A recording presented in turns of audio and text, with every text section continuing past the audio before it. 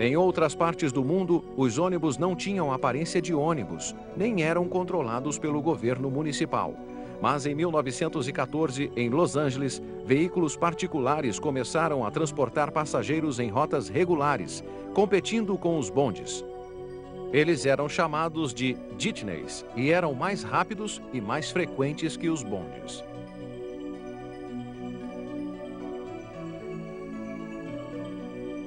Os jitneys foram a primeira ameaça aos bondes. Era o início de uma competição que os ônibus viriam a ganhar. Na época, os motoristas de jitneys usavam carros, caminhões e automóveis estendidos para transportar passageiros.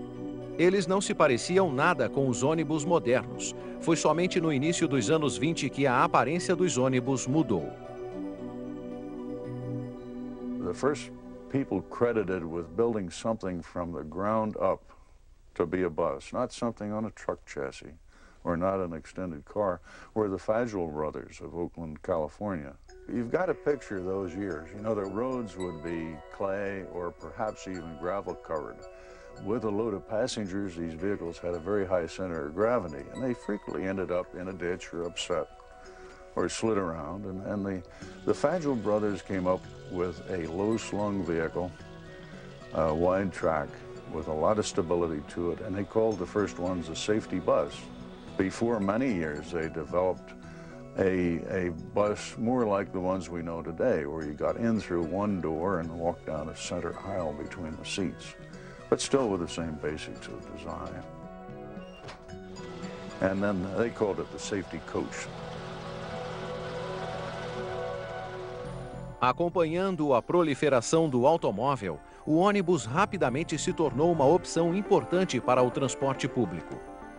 A popularidade dos ônibus nos anos 30 e 40 quase acabou com os bondes na chegada dos anos 50. Nos anos 60 e 70, a demanda continuou crescendo. Em 1980, 19 milhões de pessoas por dia utilizavam o ônibus. Atualmente, os americanos utilizam o ônibus em 5,6 bilhões de viagens todos os anos, um número muito maior que o de qualquer outro meio de transporte público. Los Angeles é uma cidade que depende muito do transporte por ônibus. Mais de 1 milhão de pessoas utilizam ônibus todos os dias. A MTA em Los Angeles opera 2.400 ônibus, percorrendo mais de 160 milhões de quilômetros anualmente. Com tantos ônibus nas ruas, os engenheiros se preocupam com o conforto do passageiro, consumo de combustível e impacto ambiental.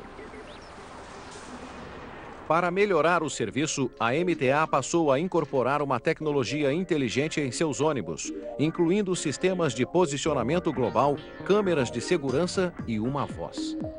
Artesia and Hawthorne Boulevard. The new talking bus is really great for the customers. It's loud enough where it will give them a chance to go to sleep and catch up on some rest before going to work. It calls out all the stops manually, and it's really terrific for the buses. It helps us out a lot. O Sistema Rápido Metropolitano é outro programa implantado pela MTA para melhorar o serviço prestado. Ele inclui veículos com pisos rebaixados para facilitar o embarque e desembarque, menor número de paradas, motores movidos a gás e utiliza cruzamentos com prioridade aos ônibus. If their light is ready to turn red, it'll hold it green a little bit longer for those buses to get through the intersection, allowing the bus to get through intersection after intersection.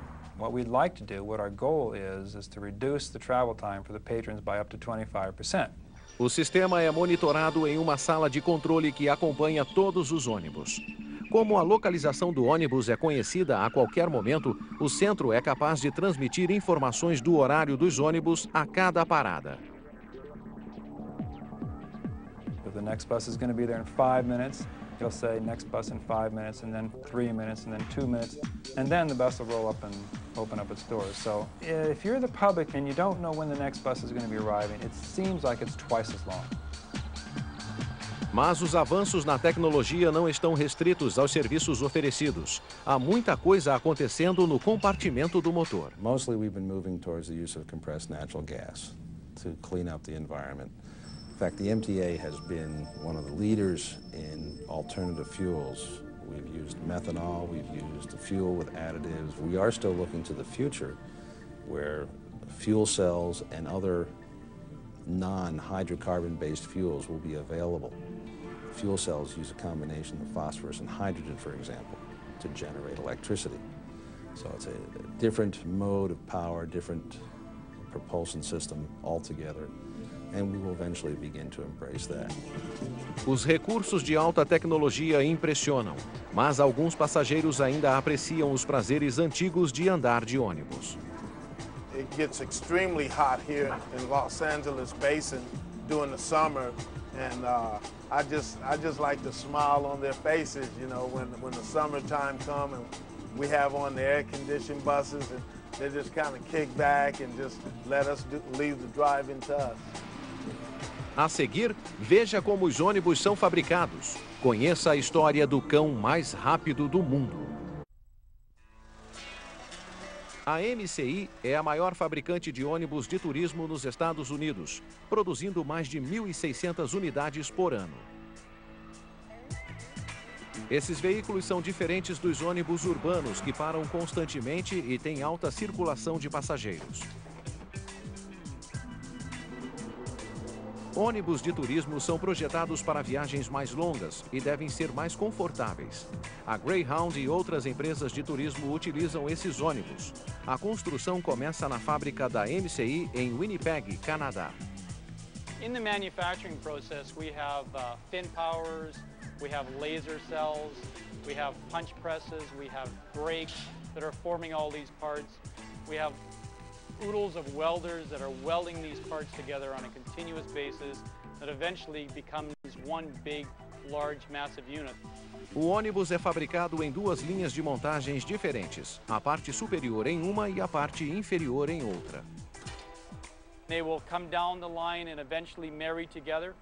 When the lower is going down, it's a little more specific. It has the center tunnel that's made for it, that has all the harnesses and all the AC lines and everything pertaining to that bus, and it's sort of like the spinal cord of the unit.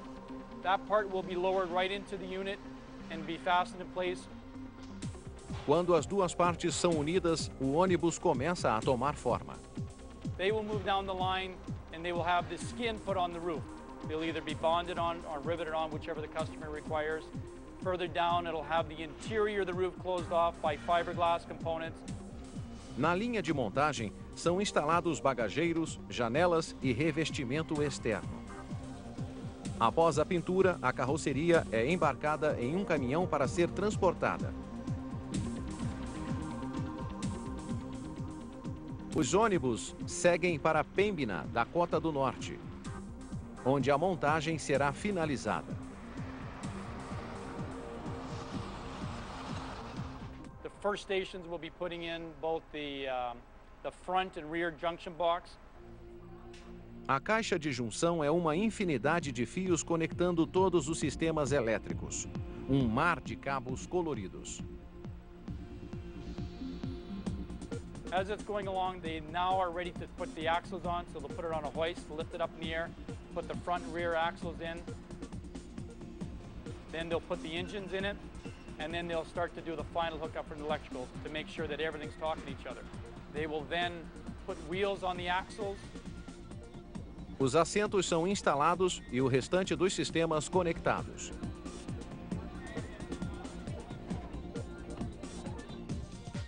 Por dentro, o ônibus oferece o máximo de conforto, mas os usuários também se preocupam com o que há por fora. The owners are noticing that the customers like the designs. They like to be on a nice, cool-looking bus. The designs are getting incredible because the customers are asking for more and more, and they're sure are bringing out the extreme of what the computer can do. It's a traveling canvas. O desenho do computador é reproduzido em tamanho natural e em cores vivas por hábeis pintores. Os ônibus da MCI são produto de muitos anos de evolução tecnológica e de uma longa estrada percorrida. Os ônibus cresceram com a indústria automobilística. Na década de 50, todas as grandes cidades eram ligadas por estradas, e o asfalto foi a base sobre a qual cresceu a indústria do ônibus. A demanda por melhores estradas para os automóveis também abriu caminho para a expansão dos ônibus. Os ônibus de turismo da época ofereciam estilo, preço baixo e conforto. Os fabricantes também passaram a substituir os motores a gasolina por motores a diesel. Around 1938-39, General Motors developed a sizable inline diesel engine, which they began to use in their buses. It didn't take long for anyone who was operating a fleet of buses to see the superiority of diesel over gas. Where a gasoline engine may go 100,000 miles between overhauls, a diesel went 300,000 miles. There were many, many bus companies, but they always had to play catch up with GM. GM had the money, the resources, the engineers.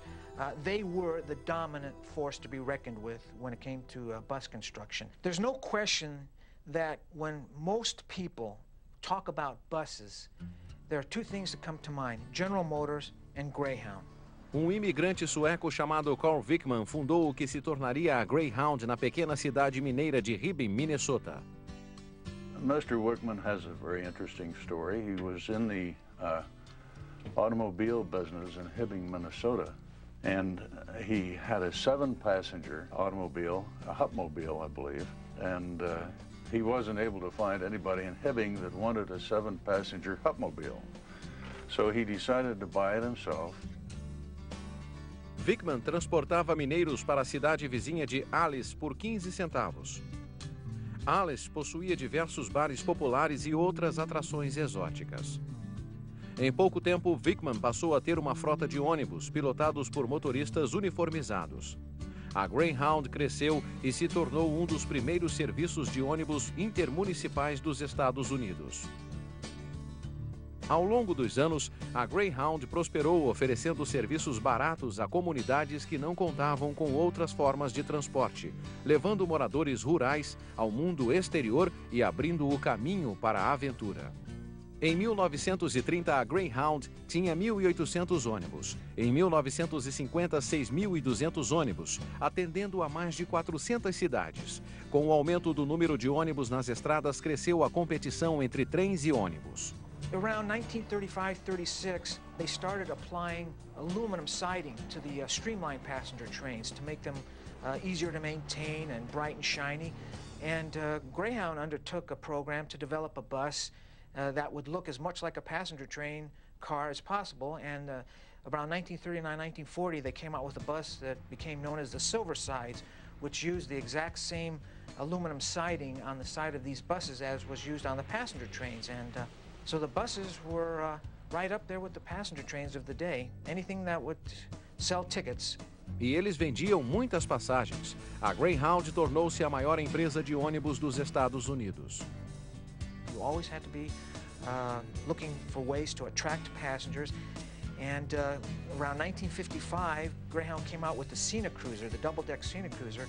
That was a great innovation in bus travel. First of all, it was the first 40-foot interstate bus. These were the first buses to have onboard restrooms, and they were air suspension. And with the upper deck, you had this fantastic view over the tops of automobiles, and it was the way to travel. And that Cena Cruiser bus was synonymous with Greyhound for almost 25 years. Mas em algum lugar do caminho, as pessoas ficaram sem tempo. Na década de 70, o transporte aéreo, muito mais rápido, afetou gravemente o serviço de transporte rodoviário nos Estados Unidos. O efeito do avião sobre as empresas de ônibus foi quase devastador.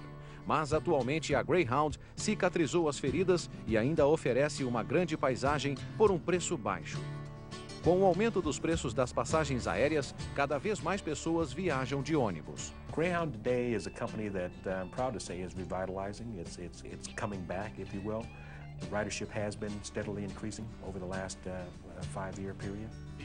A seguir, ônibus escolares. Eles podem parecer semelhantes a ônibus urbanos ou de turismo, mas têm uma cor muito diferente. 440.000 dos 700.000 ônibus em operação são utilizados para transporte de estudantes. 23.500.000 crianças sobem a bordo diariamente. How important are school buses? Well, how important is the future of our country. The future of our country depends on our education system. And our education system, as we know it today, couldn't exist without a way to transport children to and from school. A companhia Bluebird de Fort Valley, Georgia, fabrica diversos tipos de ônibus, mas é mais conhecida pelos ônibus escolares. A Bluebird fabrica 19 mil deles por ano. A empresa faz ônibus há mais de 70 anos.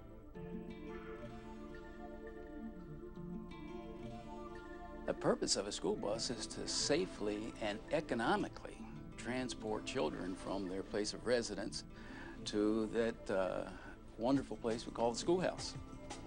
O transporte de estudantes começou no final do século XIX. Em 1910, 60% dos estados tinham programas de transporte para levar crianças à escola, da forma que fosse possível. There were horse-drawn vehicles to begin with, and a wagon pulled behind the horses. And then when trucks began to develop, they would take a ton-and-a-half truck and throw a canvas over it and haul children in that.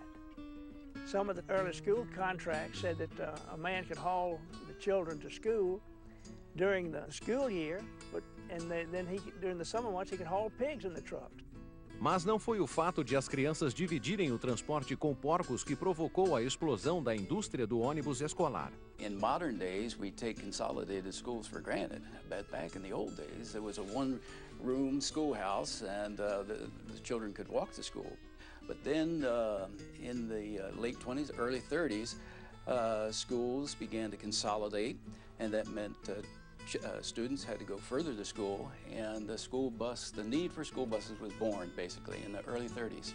No final dos anos 20, a fabricação de ônibus escolares parecia algo tão promissor como levar uma maçã à professora em um dia de prova.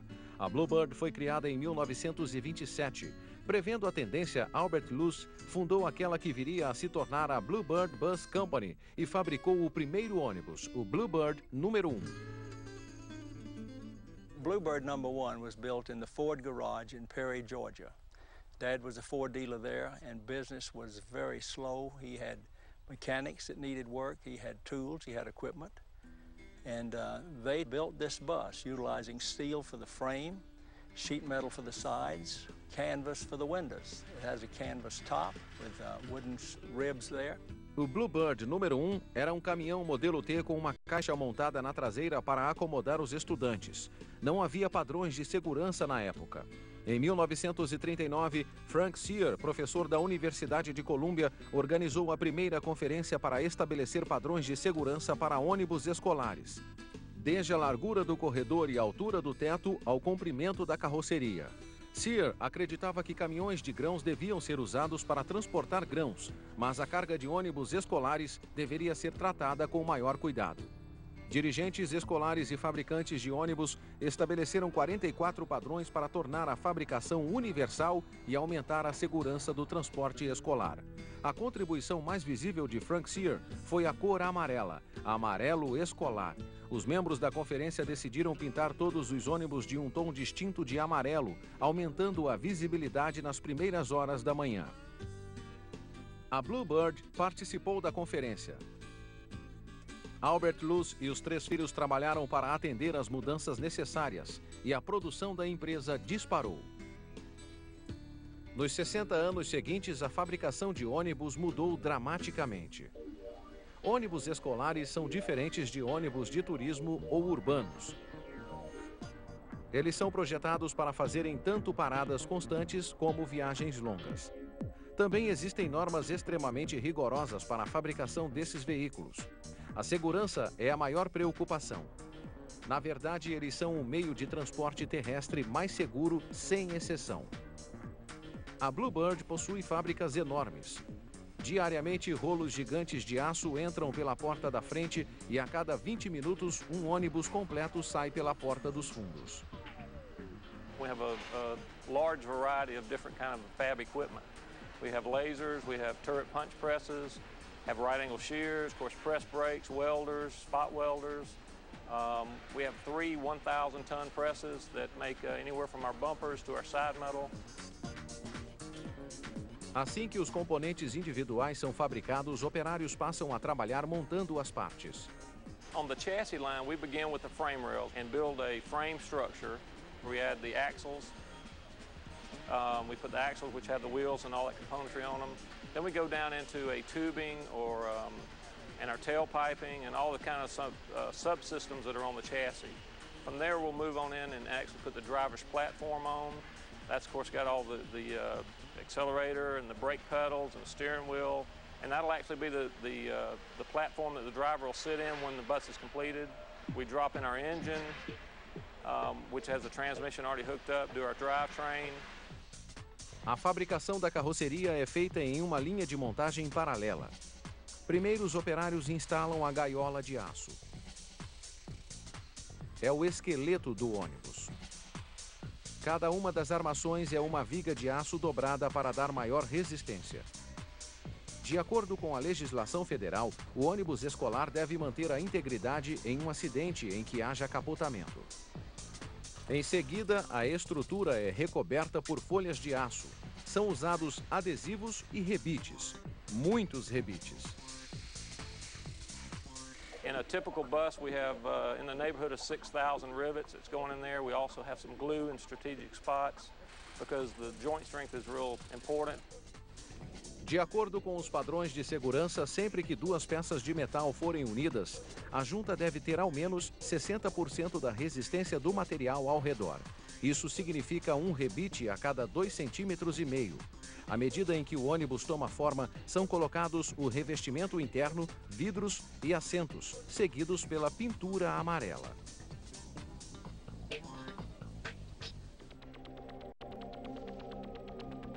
A carroceria e o chassi são unidos na etapa final. A cada 20 minutos, a linha de produção avança e um Bluebird ganha as asas. Embora a empresa produza um grande número de ônibus, eles se preocupam com a segurança de cada veículo. A fabricação de um ônibus escolar envolve uma enorme quantidade de testes e pesquisas. Eles são muitas vezes mais seguros que um automóvel, e muitos deles não têm cintos de segurança, mas em vez disso, oferecem um sistema passivo de contenção em caso de acidente. The student doesn't have to do anything but go in, sit in a seat, and he's surrounded by a safe environment. It's done in two ways. The seat frame itself is an energy-absorbing frame, both for forward crashes and rearward crashes. Then on top of the frame is a special kind of padding that absorbs any impact of the head or neck or knees. In fact, there's special foam padding for the knees for femur loads and another type of padding to protect the facial structure. A integridade do tanque de combustível também é fundamental. O tanque é localizado entre as barras laterais do chassi por segurança. Nos testes, os veículos passam por ensaios de impacto para garantir que ônibus escolares continuam sendo a forma mais segura de transporte rodoviário.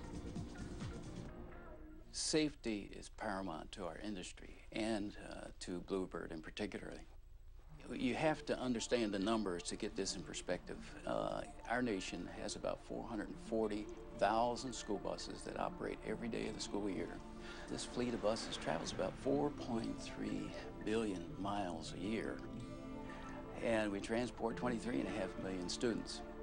And we like to think of every one of those students as our own children. A seguir, colecionadores que adoram ônibus.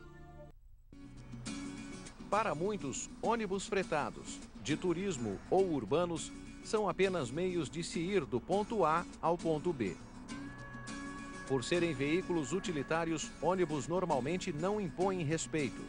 Mas existem aqueles que são apaixonados pela beleza dos ônibus. Well, as the old saying goes, beauty is in the eye of the beholder. But certainly, buses, whether you want to believe it or not, are things of beauty. The sense of style in the old days gave things a flair for design. There were curves. There was a real feeling of flight. Ralph Cantos e o sócio Egon Kafka têm uma coleção com mais de 100 ônibus antigos.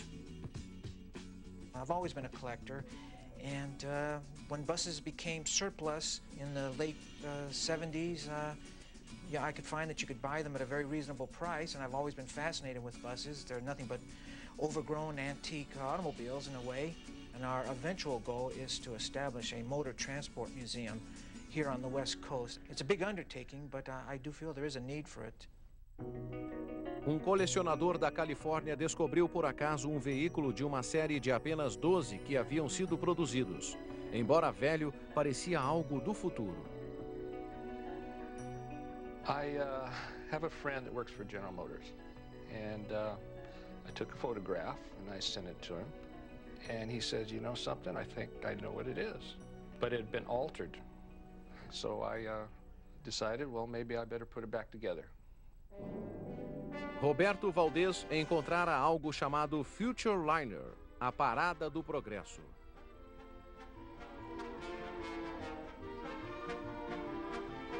The General Motors Parade of Progress, traveling the high roads and the byroads of America, bringing to millions of Americans in their own hometown the fascinating story behind modern industry.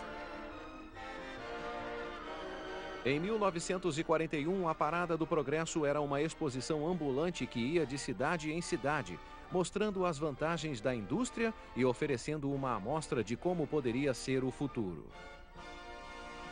When they pulled into a Midwestern town, it was like a space invasion. They had to be amazed. A GM fabricou 12 ônibus estilizados chamados Future Liners para realizar exposições e palestras. They used to sit around the perimeter of a big, huge tent, and it was like a circus almost, and they opened up on the sides into a giant stage. And they had fluorescent lights in them, and they lit up inside, and they would lecture out of them.